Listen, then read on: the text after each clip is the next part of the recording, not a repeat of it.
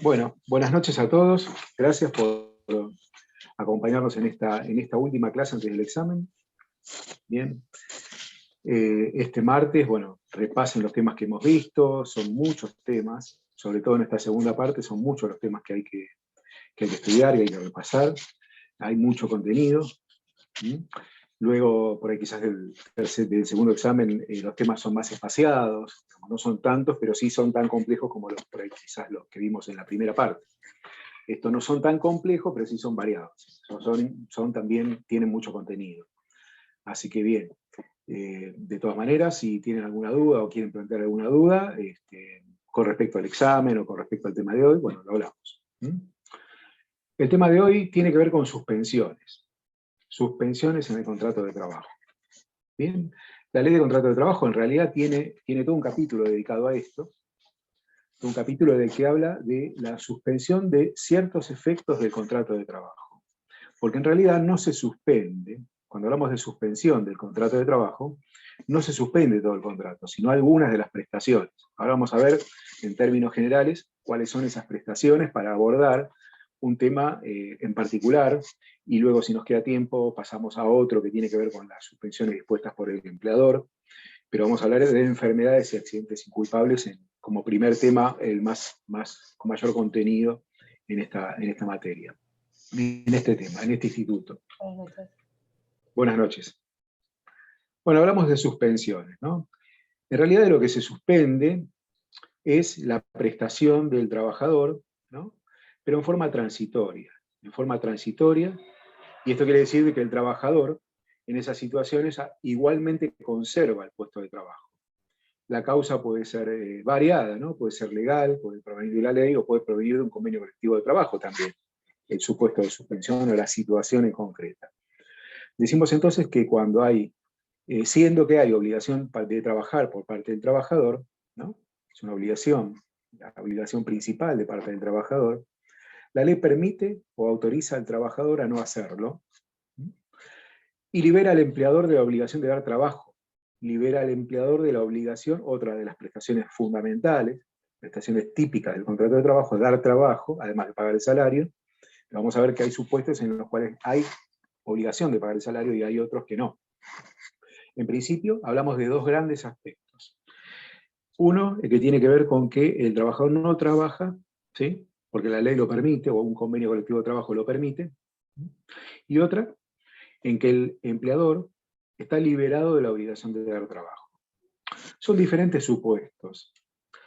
Van a encontrar diferentes clasificaciones que tienen que ver con quién decide la suspensión, o en relación a quién está vinculada a la suspensión, y nos vamos a manejar en gran parte con ese tipo de clasificaciones, porque hay suspensiones vinculadas al trabajador, que tienen que ver, por ejemplo, con su situación una situación de salud, ¿no? Aquí se viene como una enfermedad, o situaciones vinculadas al empleador, cuando quien está afectado, en este caso, es la parte empleadora, cuando hay una falta de trabajo, falta de disminución de trabajo. Vamos a encontrar un cuadro de clasificaciones en esta materia que lo van a tener desarrollado en diferentes tratados, en diferentes libros que con los cuales ustedes estudian. El aspecto general de una suspensión tiene que ver con que no se suspende el contrato si alguno de sus efectos, en razón de un eximente legal, ¿no? Que autoriza a una de las partes o a ambas a no cumplir con esa prestación que tiene a su cargo, el trabajo o en todo caso el salario por parte del empleador. No hay suspensión en caso de incumplimiento del trabajador o del empleador. Acá lo que operan en estos casos son mecanismos específicos previstos cuando hay incumplimientos. Por ejemplo, cuando hay un incumplimiento por parte del trabajador y ese incumplimiento es grave, ¿sí? Esto da derecho al empleador a extinguir directamente el contrato de trabajo. Tampoco hay suspensión cuando la propia modalidad del contrato, ¿no? Contempla prestaciones, dijimos, discontinuas en su momento cuando hablamos de esta modalidad especial del contrato de trabajo, que es el contrato de temporada. Acá no hablamos de una suspensión, porque tiene que ver con la modalidad propia, una suspensión de las cuales vamos a estudiar ahora, ¿no? Sino tiene que ver esto con una modalidad propia del contrato del que se trata, que ya estudiamos en su momento. O cuando se trata de descansos previstos, ¿no?, en el desarrollo normal del contrato de trabajo, por ejemplo, las 12 horas entre la finalización de una jornada y el comienzo de la otra. No estamos hablando de una suspensión típica de la cual analizamos ahora en el artículo 208 en adelante. Se trata entonces de situaciones transitorias que conservan la relación de trabajo, aunque en ocasiones pueden derivar estas situaciones transitorias en la extinción del contrato de trabajo, por ejemplo, cuando hablamos de una suspensión preventiva del trabajador, la mencionada en el artículo 224, ¿no?, si el trabajador es sometido, por ejemplo, a un proceso penal, o, digamos, el estado de excedencia que marca el artículo 184 de la Ley del Contrato de Trabajo, en el caso de la trabajadora después de la licencia por maternidad, o en el caso de la suspensión por quiebra también, ¿no? Estamos hablando de esa situación prevista en la Ley de Concursos y Quiebra. Entonces, son situaciones en realidad anormales y que no están comprendidas en los términos del contrato de trabajo, pero sí autorizadas de alguna manera legalmente. Decíamos que hay diferentes tipos de suspensión, aquellas vinculadas al trabajador, por ejemplo, las enfermedades o los accidentes de trabajo de carácter inculpable o culpable, ¿no?, en el caso de que el accidente fuera de trabajo o tuviera que ver el empleo con el accidente, también se suspende el contrato de trabajo, aunque estudiamos esto bajo otro régimen diferente, que es el régimen de la Ley de Riesgos del Trabajo. La Ley de Contrato de Trabajo habla de otras situaciones de accidentes y de enfermedades en las que no obedecen estas situaciones al trabajo en sí mismo. Vinculadas al trabajador también vamos a encontrar con el servicio militar, las convocatorias especiales, ¿no?, que tienen que ver con esas disposiciones del gobierno, de los gobiernos, con el desempeño de cargos selectivos o representativos, ya sean asociaciones sindicales o en organismos de representación sindical, o cargos selectivos que tienen que ver con cargos de tipo político quizás, suspensiones por causas económicas o disciplinarias vinculadas en este caso al empleador. Bueno, hay varias situaciones que se pueden presentar. Un supuesto de suspensión en que está vinculado a ambas partes, porque ambas partes lo deciden así, es, por ejemplo, la suspensión con licencia sin goce de sueldo, como una licencia sin goce de sueldo, en que ambas partes pactan suspender el contrato de trabajo y no hay derecho a salario. Pero esa es una situación que no está de alguna manera prevista en la Ley de Contrato de Trabajo. Decíamos que como efecto general puede o no traer la pérdida del salario, una suspensión, ¿no? Y las soluciones son diversas según los tipos de suspensiones de los cuales estamos hablando, porque hay algunos casos en que el salario se debe pagar expresamente, como pasa en el caso de la enfermedad inculpable, ¿no?, hasta un punto determinado. Vamos a ver en adelante, ahora en un rato, vamos a estudiar este tema de la enfermedad inculpable y vamos a ver que hay una situación en la cual el contrato de trabajo sigue suspendido, pero no hay derecho a salario.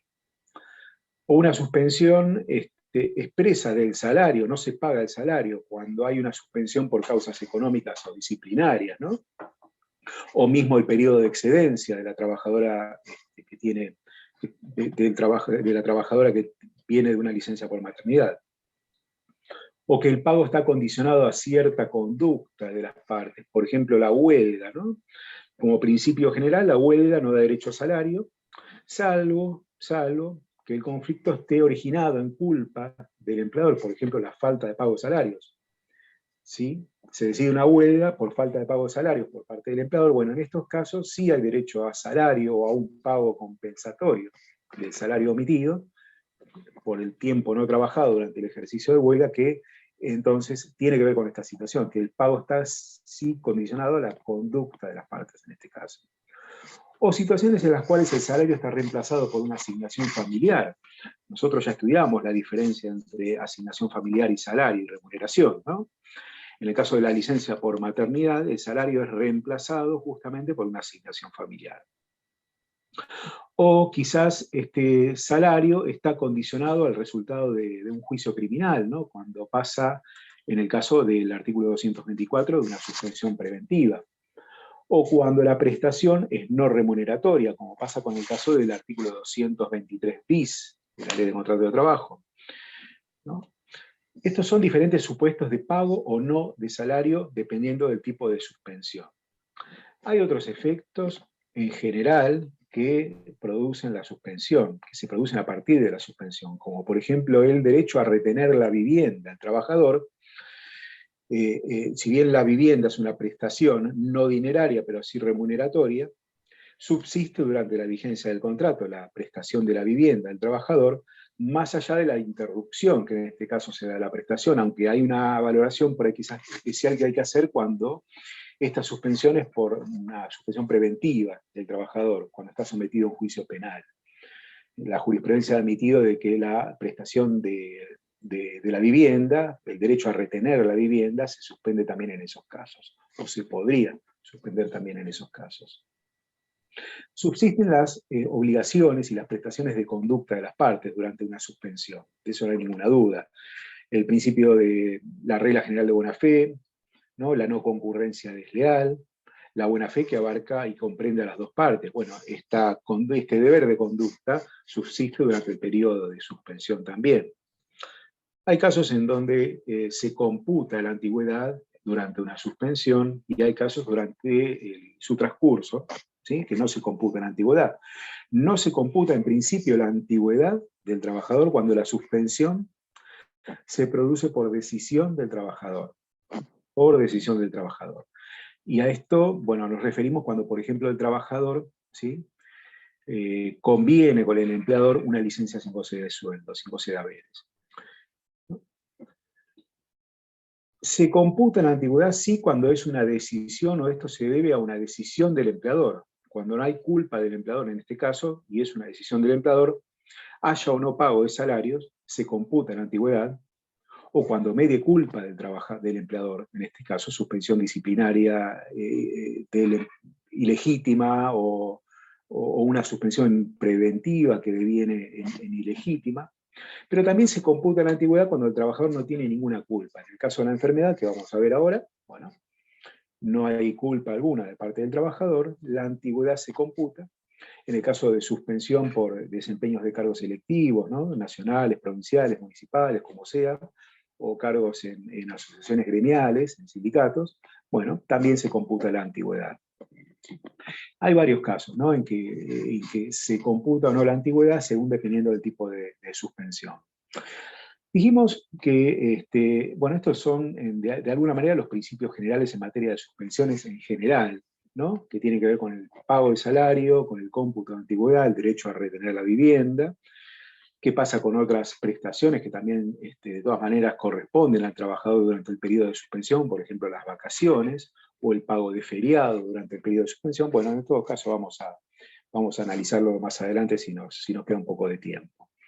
Porque me interesa que veamos en todo caso lo que es la suspensión por accidentes o enfermedades inculpables, que es el tema más, quizás con mayor contenido, ¿no? en este capítulo de suspensión de ciertos efectos del contrato de trabajo.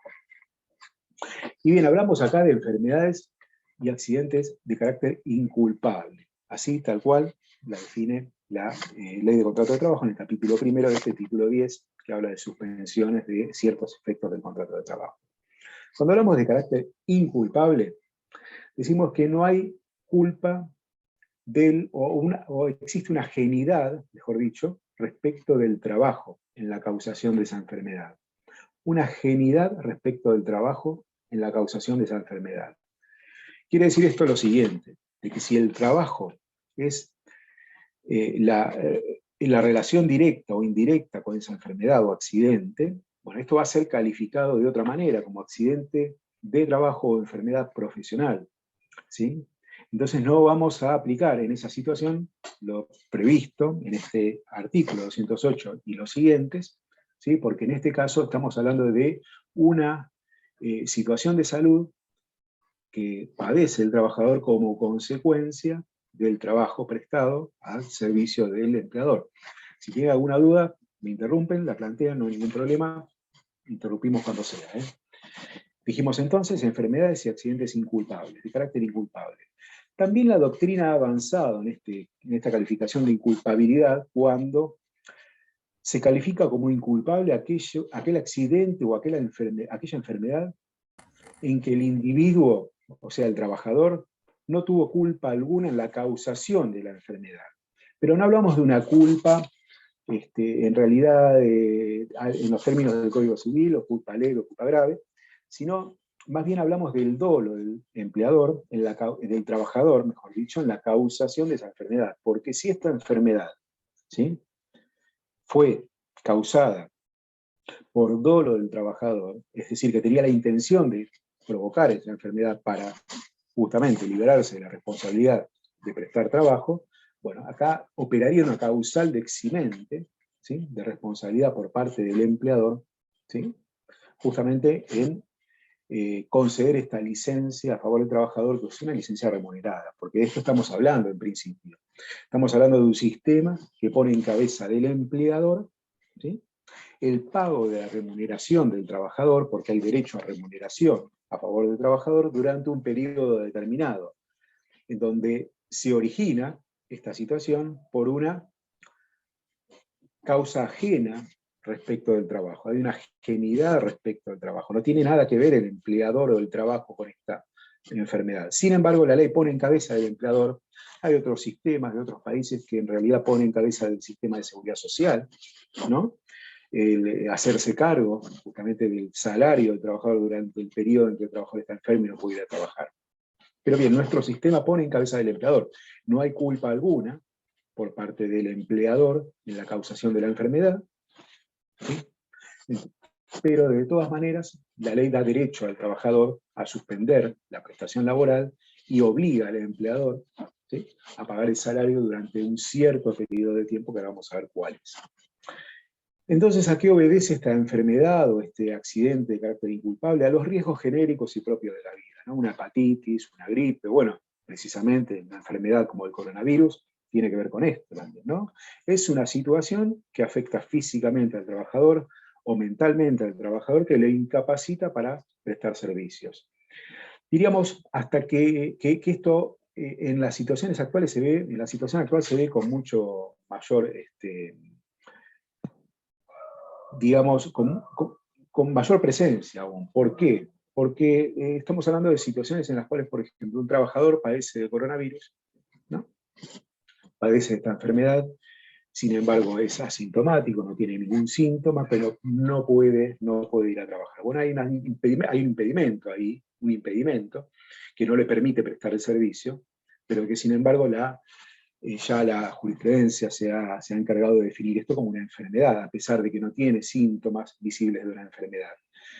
Pero más bien esto tiene que ver con un impedimento que tiene el trabajador para prestar el servicio, justamente por, ¿sí?, presentar una afección que no le permite prestar el servicio, prestar el trabajo que hace normalmente. Entonces, son riesgos genéricos y propios de la vida, que no tienen que ver con un hecho laboral, porque del hecho laboral, si tuviera que ver esto con un hecho laboral, ¿sí?, se va a ocupar otro sistema, que es el sistema de riesgos del trabajo, que vamos a ver más adelante.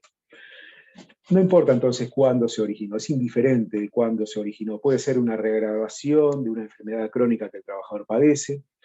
Tampoco tiene que ver si esta enfermedad tuvo origen en otra actividad, en otro trabajo, ¿no?, porque pudo haber tenido origen en un accidente o una enfermedad profesional que el trabajador padece como consecuencia de la prestación en otro trabajo. Sin embargo, en este trabajo, del cual estamos hablando ahora concretamente, y respecto a este empleador, esto es una enfermedad o un accidente inculpable, o puede haber sido padecido por el trabajador sin haber realizado ningún tipo de tarea, ¿no?, simplemente porque esto obedece a un riesgo propio y genérico de la vida. Entonces, resumiendo este capítulo que habla de enfermedades y accidentes inculpables, de carácter inculpable, no tienen que ver estas enfermedades o accidentes, por eso el término inculpable, con el trabajo, no tienen que ver con el trabajo. Entonces, ¿en qué consiste? Consiste en una licencia. El trabajador va a tener derecho a una licencia cuya duración va a estar determinada según la antigüedad del trabajador en el empleo. Según la antigüedad del trabajador en el empleo. Bien, no hay una antigüedad mínima requerida. No hay una antigüedad mínima requerida. Por eso, durante el periodo de prueba, el trabajador puede padecer de hecho, si lamentablemente padece una enfermedad que le incapacita para trabajar, va a tener derecho a esta licencia también, con el límite que tiene el periodo de prueba, que es de los 3 meses, ¿sí?, que ya hemos estudiado, artículo 92 bis, o sea que la protección no se va a extender más allá de los 3 meses de la prueba si el empleador decide no proseguir con el contrato de trabajo. Entonces, no hay una antigüedad mínima. Sí tiene que ver con la antigüedad del trabajador en el empleo. Si tiene menos de 5 años de antigüedad o más de 5 años de antigüedad al momento en que se concede la licencia. Si tiene menos de 5 años, bueno, la licencia va a ser de 3 meses, como máximo. Si tiene más de 5 años de antigüedad, la licencia va a tener una duración máxima de 6 meses. Obviamente que si el trabajador cumple los 5 años durante el periodo de licencia, bueno, el plazo se va a duplicar automáticamente, ¿no? Comenzó teniendo derecho a 3 meses, sigue enfermo, cumple 5 años de antigüedad, el trabajador va a extender automáticamente esa licencia, ¿sí? Pero estos plazos se van a duplicar. Profe, Sí, sí, la escucho. te hago una pregunta. No sé si es el tema que va a explicar ahora, pero en el caso de que la enfermedad o el accidente necesite más tiempo, a Ya 3 meses, por ejemplo. Ah, está bien, ya, perfecto. ya vamos a llegar a ese punto. Genial, muchas gracias. Pero me interesa que vayamos por partes. En este caso, bueno, tener presente de que esto es una licencia paga, cuya duración va a ser de 3 o 6 meses, según si tienen menos o más de 5 años de antigüedad.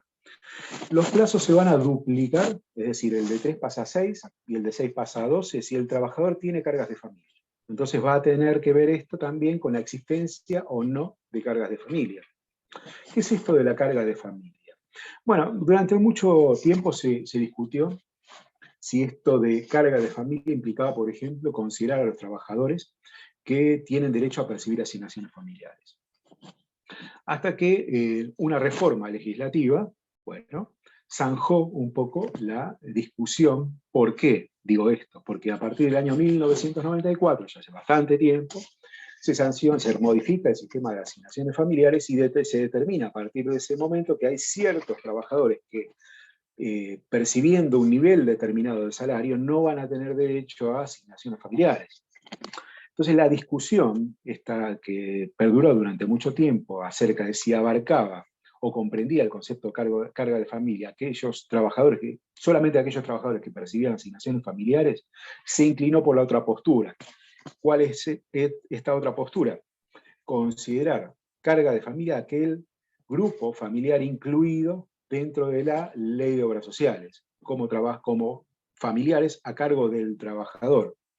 Es decir, la ley de obras sociales considera como grupo familiar, abarcados dentro de lo que es el grupo familiar protegido, ¿sí? En virtud de ese contrato de trabajo por la ley de obras sociales, y en ese caso se considera de que si hay algún integrante de ese grupo familiar, ¿sí? que existe en la vida del trabajador, bueno, este trabajador tiene carga de familia. No tiene relevancia de que ese cónyuge o esa cónyuge, o conviviente, o hijos, ¿sí? O padres que estuviesen a cargo, bueno, tuviesen ingresos independientes, tuviesen sus propios ingresos. No obsta a que esta situación a que el familiar tuviese ingresos por su lado, de carácter independiente por su lado, de carácter de relación de dependencia por estar trabajando en un empleo en relación de dependencia. De todas maneras, consideremos esto, la jurisprudencia ha sido bastante amplia en el sentido de definir carga de familia, ¿sí? Últimamente ha sido bastante amplia y tiene un criterio bastante amplio en este sentido. Así que habrá que ver qué situación en particular se presenta con respecto a qué familia del trabajador. Bueno, si ya este trabajador tiene un cónyuge, una conviviente, un conviviente, o un hijo menor de 21 o mayor de 21 años, cuando este hijo continúe con la protección en virtud de la ley de obras sociales por estar trabajando, por estar estudiando, mejor dicho, bueno, esto ya se considera que es carga de familia. Esto a los efectos de determinar si es de 3, 6 o 12 meses, ¿no? Porque ya hemos visto, menos de 5 años de antigüedad, más de 5 años de antigüedad, si tiene o no tiene cargas de familia. ¿Cómo se realiza el cómputo de la licencia?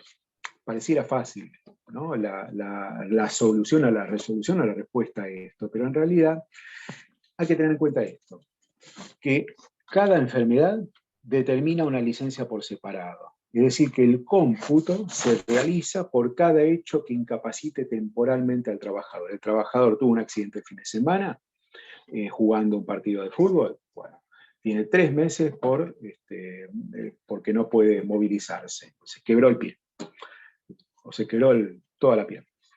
Bueno, esto es un hecho incapacitante, es un accidente inculpable, no tiene nada que ver el trabajo. Bueno, da derecho a una licencia. Pero este trabajador termina esa licencia y padece una enfermedad que puede ser, no sé, cualquier tipo de enfermedad, ¿no? Una gripe.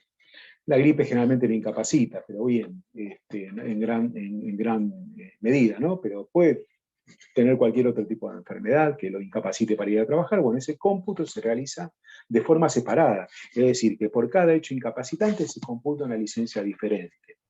Lo cierto es que sí, al obtener el alta médica del trabajador, bueno, tiene que reintegrarse, no es que tiene 3 meses o 6 meses o 12 meses, un año entero de licencia si el trabajador obtuvo el alta médica a los 2 meses o a los 10 días. Obtenida el alta médica, el trabajador se tiene que reintegrar, no es que tiene 3, 6 o 12 meses de licencia. Esos son periodos máximos, no confundamos. Lo importante sí es determinar de que esta licencia se computa por cada hecho incapacitante. Y cada hecho incapacitante da derecho a una nueva licencia. A ver, pero sí la ley hace una aclaración con respecto a enfermedades crónicas. Ustedes saben lo que es una enfermedad crónica, ¿no? Por ejemplo, un asma bronquial. El trabajador padece asma bronquial y esta enfermedad provoca diferentes manifestaciones durante diferentes periodos de tiempo que incapacitan al trabajador para trabajar, que no le permiten al trabajador prestar su servicio a favor del empleador, ¿no? Bueno, la ley llama a estas situaciones una misma enfermedad, varias manifestaciones, ¿sí? Como recidivas. Recidivas. Bueno, lo van a encontrar en el artículo 208. La recidiva, lo vamos a encontrar acá, de enfermedades crónicas no será considerada enfermedad salvo que se manifestara transcurridos los 2 años. No será considerada enfermedad salvo que se manifestara transcurridos los 2 años. ¿Qué quiere decir esto? Bueno, tenemos que realizar un cómputo. Desde el primer hecho incapacitante, desde la primera incapacidad que se sufre, bueno, computar tantos periodos de licencia para determinar si este trabajador, ¿sí?, llega a esos 3, 6 meses o 12 meses de licencia máxima. Porque hay recaídas. A esto se refiere la palabra recidiva. Son las recaídas de una misma enfermedad. Es una misma enfermedad.